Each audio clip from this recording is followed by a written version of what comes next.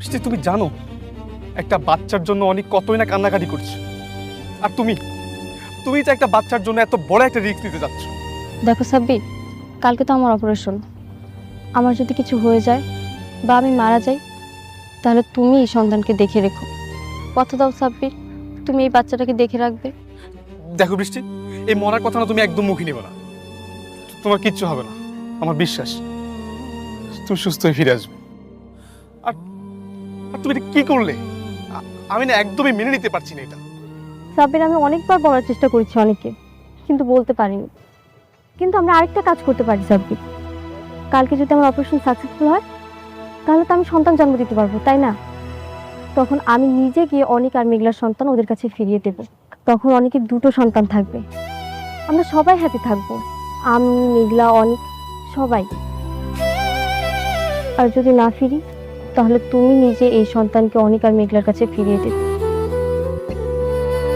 আর আমার হয়ে ওদের কাছে মাপ চাইবে। পারবে না? অনেক বৃষ্টি আমার কথা রাখেনি, সে আমাদের সবাইকে ছেড়ে ওপারে চলে গেল। কিন্তু দেখো, আমি আমি তার কথা রাখতে পেরেছি। আমি তোমাদের সন্তানকে তোমাদের কাছে ফিরিয়ে দিয়েছি।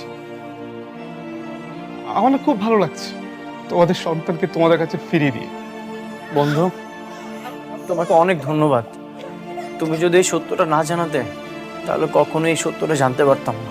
অনেক, আজকে আমি আসি, তুমি আমার একটা অনুরোধ রাখবে? প্রতিদিন বৃষ্টির কবরের কাছে গিয়ে একটু দোয়া করো, তার আত্মা শান্তি পাবে। আসি বাবা, আসি। সাবির ভাই, আপনার আসলে অনেক ধন্যবাদ। আপনি আমার মালিকের আমার কাছে ফেরত দিচ্ছেন। বাবা,